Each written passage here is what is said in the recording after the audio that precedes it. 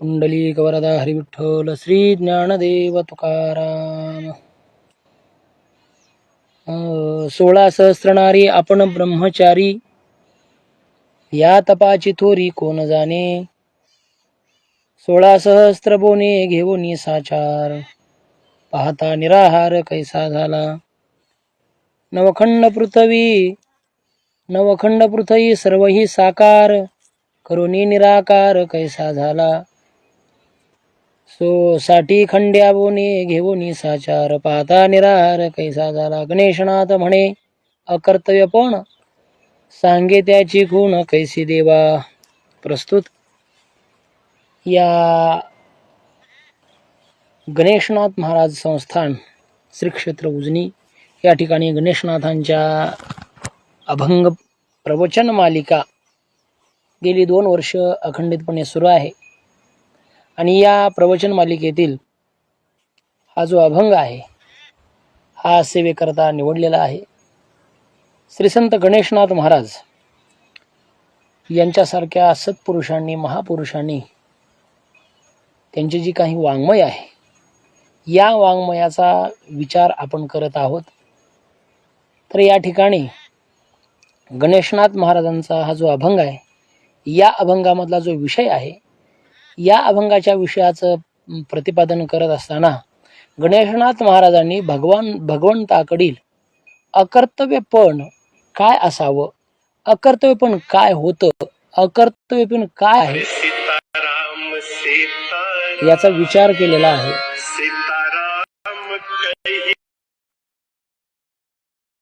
म्हणजे कर्म कर आणि त्या कर्माच्या फळाची अपेक्षा धरू नको. म्हणजे असं आहे की जगामध्ये असं कोणतंच कर्म नाही की त्या कर्माला फळ नाही. मग जर कर्माला फळ नसेल तर अकर्तव्यपण म्हणजे नेमकं काय. प्रत्येक कर्माला फळ आहे, मग फळ कर्म करायचं आणि फळ नसायचं, फळ त्याला मिळणार नाही. असं कोणतं कर्म आहे की जे कर्म केल्याच्या नंतर त्याचं फळच प्राप्त होणार नाही. किंवा अशी कोणत्या प्रकारची अवस्था आहे की ज्या अवस्थेमध्ये त्या कर्माचं फळ प्राप्त होणार नाही. या अभंगामध्ये 3 दृष्टांत गणेशनाथ महाराजांनी दिलेले आहेत की अकर्तव्यपण ची त्या अवस्थेवर आरूढ झालेले परमात्मा, त्याच्याकरता दृष्टांत दिलेला आहे. तो जगताचा दृष्टांत आहे. त्याच्यानंतर दुर्वास ऋषीची कथा या ठिकाणी सांगितलेली आहे. या सर्वांचा विचार केला तर या सर्वावरून एक लक्षात येतं की परमात्मा हा जगताला कारण नाही. मग जगताला जर कारण नसेल तरी मग हे जगत दिसतं त्याची वाट काय, असाही प्रश्न आहे. देवाला 16,108 बायका होत्या तरी तो ब्रह्मचारी कसा काय राहिला.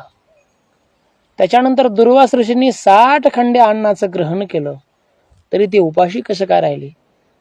असे 3 दृष्टांत या अभंगामध्ये गणेशनाथ महाराजांनी दिलेले आहेत. आणि गणेशनाथ महाराज शेवटी देवाला विनंती करतात की देवा, मला अशी अवस्था येण्यासाठी मी काय करावं, किंवा त्याच्याकरता मला त्याची एखादी खूण सांगा, मला त्याचं एखादं असं काहीतरी चिन्ह सांगा की जेणेकरून ज्या योगानं माझ्या ठिकाणी देखील अशा प्रकारचं अकर्तव्यपणाची अवस्था माझ्या ठिकाणी निर्माण होईल. याच्याकरता हे गणेशनाथ महाराज विचारतात. अकर्तव्यपणाचा विचार जर केला आपण, आता क्रमाक्रमाने त्याचा विचार करणार आहोत की अकर्तव्यपण म्हणजे काय. अकर्तव्यपणाचा जर विचार केलेला असेल तर पहिली गोष्ट अशी आहे, हे कर्म करण्याचा अधिकार कोणाला आहे. कर्म करण्याचा अधिकार जीवाला आहे. प्रत्येक जीवाला कर्म करण्याचा अधिकार असेल. कोणतं कर्म करण्याचा, तर जे कर्म तस्मात् शास्त्रम प्रमाणम ते कार्याकार्य व्यवस्थितो ज्ञात्वा शास्त्र विधानोक्तम कर्म कर्तुम अर्हसी. की शास्त्रानं जे कर्म सांगितलेलं आहे ते कर्म जीवानं करावं, आणि ते कर्म केल्याच्या नंतर जीवाला काय होतो, मोक्ष प्राप्त होतो. काय वेदानं जे सांगितलेलं आहे ते करणं हे जीवाचं कर्तव्य आहे. जीवानं कोणतं कर्मानं, तर वेद बोधित कर्म करावं. वेदानं जे कर्म सांगितलेलं आहे आणि जे वेदानं कर्म सांगत असताना सांगितलं की हे कर्म योग्य आहे, तर मग जे कर्म योग्य आहे तेच कर्म आपण केलं पाहिजे. वेदानं जे कर्म सांगितलं ते कर्म करावं, जीवानं सांगितलेलं कर्म योग्य नाही.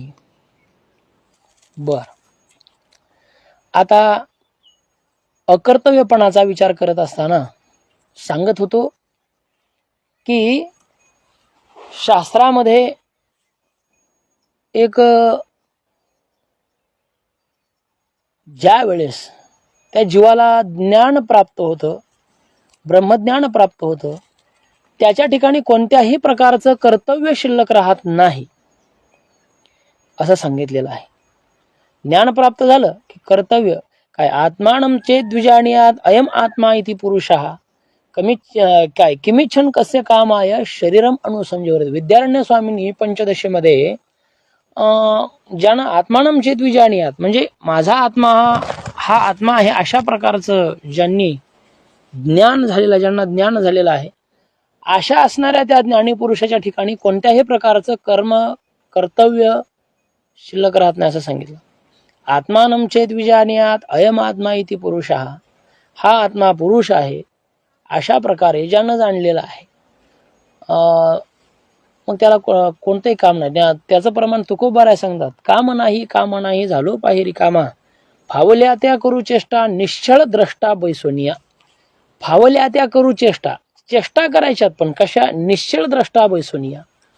निश्चळ द्रष्टा या शब्दाचा अर्थ आहे की जसं आयरन आहे, त्या आयरनीवर अनेक प्रकारचे अवजार घडवले जातात, पण आयरन ही त्याच ठिकाणी असते. आयरनीत काय बदल होतो का? नाही, अवजारात बदल होतो, पण आयरनीत बदल होत नाही. तसं ज्या पुरुषानं आत्मा ब्रह्मरूप आहे अशा प्रकारचं ज्ञान राहिलं आणि मग त्याच्याकडून जरी एखादी क्रिया घडली, त्याच्याकडून जरी एखादं कर्म घडलेलं असेल, तर त्या कर्माचं लेश त्याला लागत नाही. का?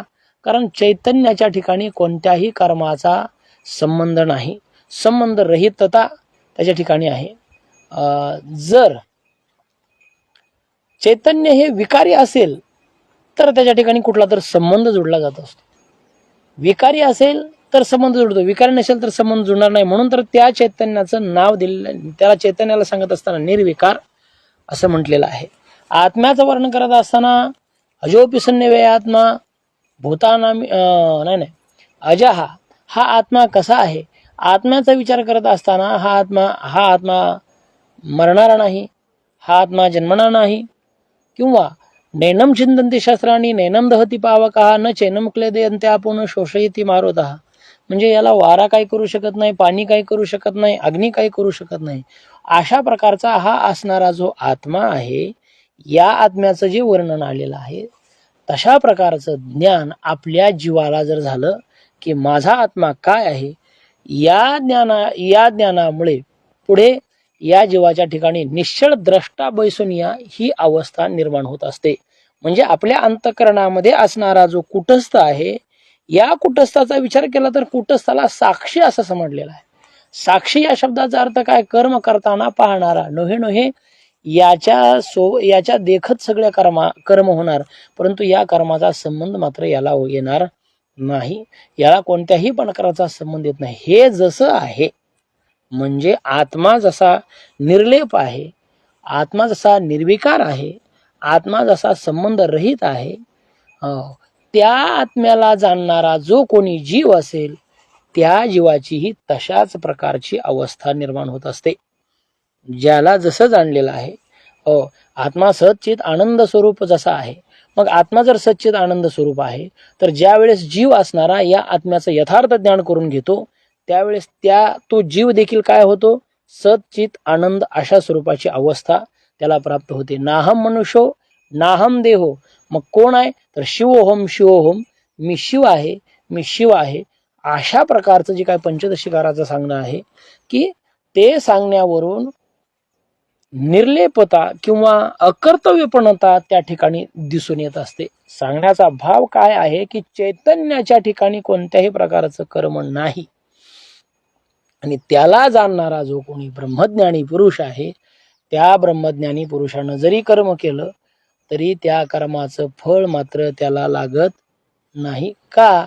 कारण कर्माचं फळ जर लागायचं असेल तर कर्माचे फळ लागण्याकरता त्या ठिकाणी दोन गोष्टी असाव्या लागतात. एक, त्या ठिकाणी कर्म करणारा हा जीव तो शरीरधारी असला पाहिजे, आणि जरी शरीरधारी असला तरी त्या जीवाला त्याच्या ठिकाणी अहंता, ममता असे अहंता आणि मीपणा, माझेपणा असा असावा लागतो.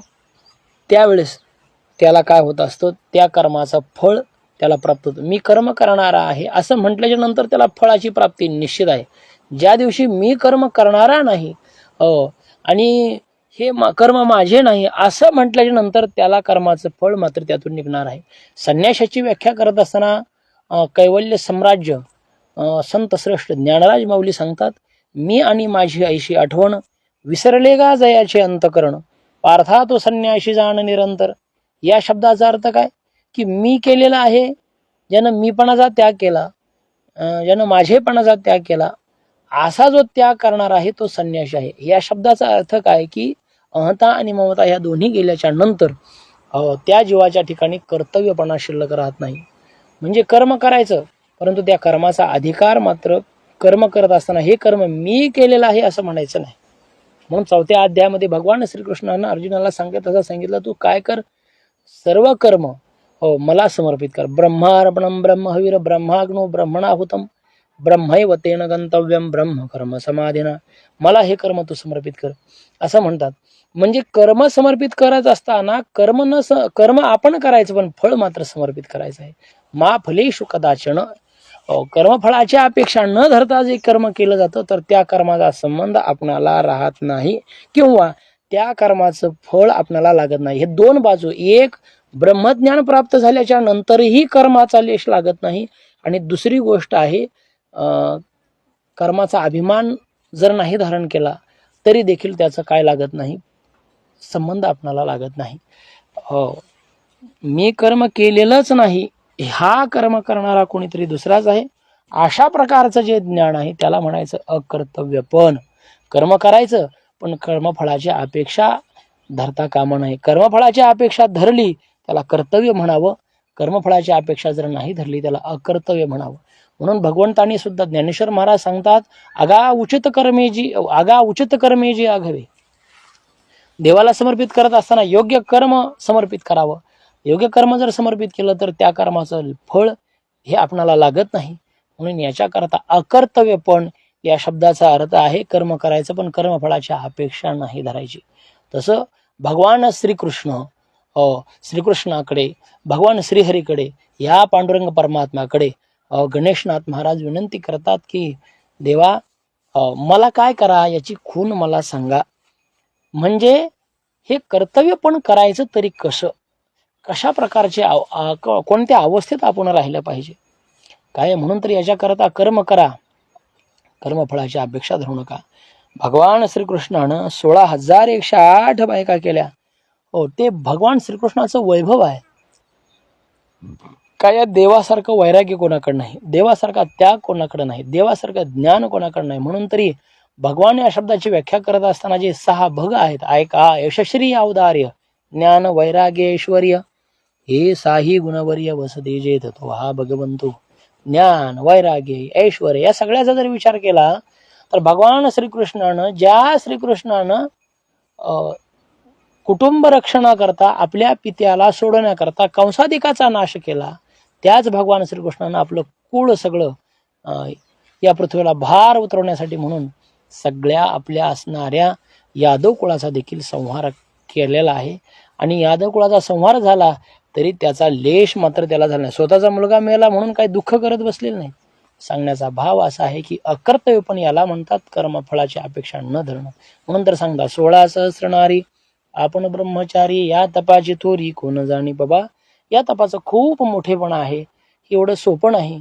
कर्म करत असताना हे कर्म मी करायला लागलेलंच नाही. काही काही लोकांचं असं असतं की पाप करतात आणि ते म्हणतात मी केलेलं नाही, पुण्य करतात, पुण्य मात्र सांगतात हे पुण्य मी केलेलं आहे.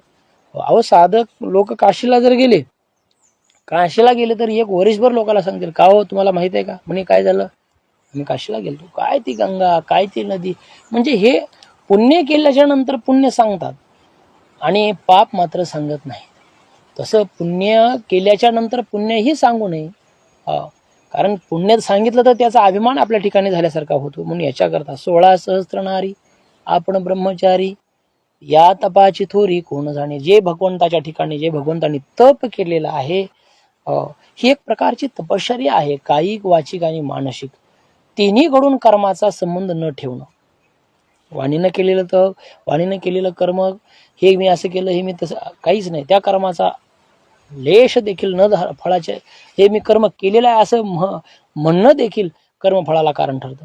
म्हणून हे कर्म मी केलेलं नाही, हे शरीरानं केलेलं आहे, या शरीराचा माझा काही संबंध नाही, या शरीरापेक्षा मी वेगळा आहे, अशा प्रकारची अवस्था जीवन धारण करणं याला अकर्तव्य कर्म म्हणतात. पुढे सांगताना सांगतात काय, 60 खंड्या बोनी घेऊनी साचारा. बोनी या शब्दाचा अर्थ आहे अन्न. 60 खंड्या अन्न दुर्वासानं. काय झालं होतं, एकदा दुर्वास ऋषी भगवान श्रीहरीला भेटण्याकरता आले होते. भेटण्याकरता आले, यमुनेच्या दुसऱ्या बाजूला भगवान श्रीहरी आहेत, श्रीकृष्ण, आणि दुसऱ्या बाजूला दुर्वास ऋषी. दुर्वास ऋषी भेटण्याकरता आले. दुर्वास ऋषी भेटण्याकरता आल्याबरोबर काय झालं, आता दुर्वास ऋषी भेटण्याकरता आले. दुर्वास ऋषी नदीच्या पलीकडे आहेत. मग सगळ्यांनी सांगितलं की दुर्वास ऋषीला आता भेटी करता जायचं. सगळ्या असणाऱ्या ह्या स्त्रिया दुर्वास ऋषीच्या भेटी करता निघालेल्या आहेत म्हणून सगळे भेटण्याकरता निघाले. तर यमुना नदी तुडुंब भरली होती. आता काय करावं, यमुना नदी भरलेली आहे, मग आता कसं करावं, त्यांना भेटण्याकरता कसं जावं, याच्याकरता गेले. मग आता गेल्यानंतर भगवान श्रीकृष्णाकडे या सगळ्या राण्या आलेल्या आहेत. भगवान श्रीकृष्णाकडे या सगळ्या राण्या आल्यानंतर श्रीकृष्णाला विचारलं, म्हणले देवा, आम्हाला दुर्वास ऋषी भेट घ्यायच्या, परंतु यमुना नदी तुडुंब वाहिलेली आहे, काय करावं, आम्ही जावं, पलीकडे कसं जावं हे सांगा.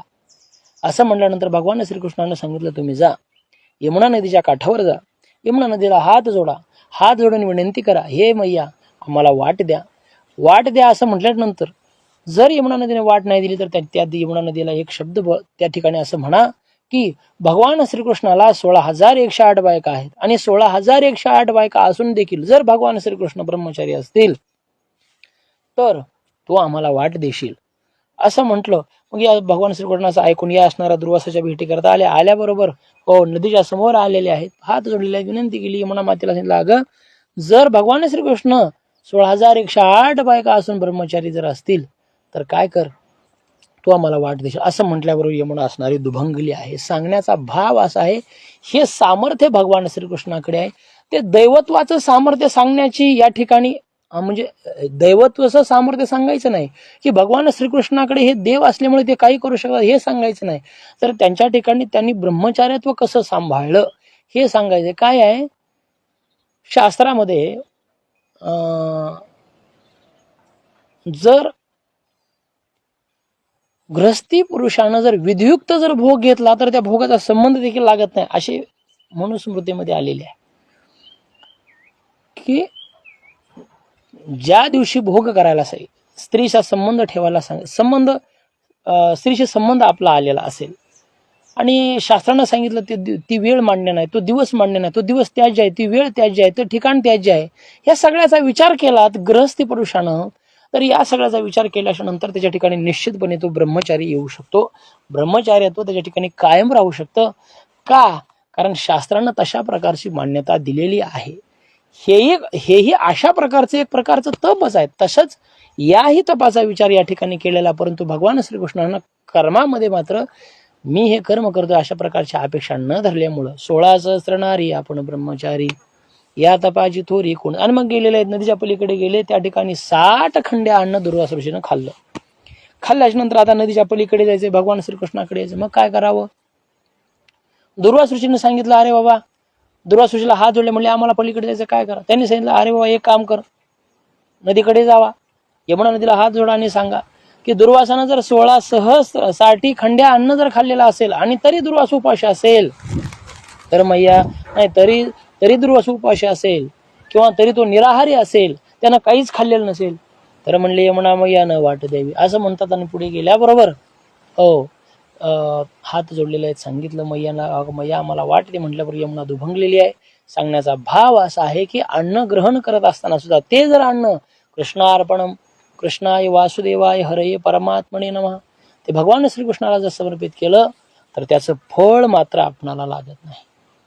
म्हणून तशा प्रकारची अवस्था आहे. आणि पुढे नवखंड्या पृथ्वी काय नवखंड्या पृथ्वी करून साकार, परमात्म्यानं हे जगाची निर्मिती केली, पण ईश्वरानं त्या ठिकाणी त्याचा संबंध ठेवलेला नाही. ईश्वर म्हणतं करुणी निराकार कैसा झाला. आणि हे सगळं जग निर्माण केलं, पण तो जगाला आकार आहे पण देवाला आकार नाही. का? कारण हे सगळं दिसतं, हे जगत ईश्वराची एक प्रकारची ईश्वराच्या ही माया निर्मिती जगत आहे. जोपर्यंत मायेचा स्वीकार होणार नाही तोपर्यंत जगत निर्मित होणार नाही. कारण ईश्वर असणारा जगताचं उपादान कारण आहे, पण कसं अभिन्न निमित्त उपादान कारण आहे. उपादान कारण आहे पण अभिन्न निमित्त उपादान कारण आहे. आणि म्हणून याच्याकरता करुणी साकार कैसा झाला. पुन्हा गणेशनाथ म्हणे अकर्तव्य पण सांगे त्याची खून कैसी देवा. म्हणून हे देवा मला काय करा, त्याची मला खून सांगा, असं गणेशनाथ महाराज या अभंगामध्ये म्हणताना सांगतात. म्हणून आज एकादशीच्या दिवशी अकर्तव्यपण काय असावं ही सेवा करण्याचा योग मला या ठिकाणी प्राप्त झाला. आणि गणेशनाथ महाराजांची थोडकी मोडकी सेवा माझ्याकडून झाली, त्याबद्दल मी त्यांच्या चरणी नतमस्तक होऊन या ठिकाणी सेवेला विराम देतो. रामकृष्ण हरी.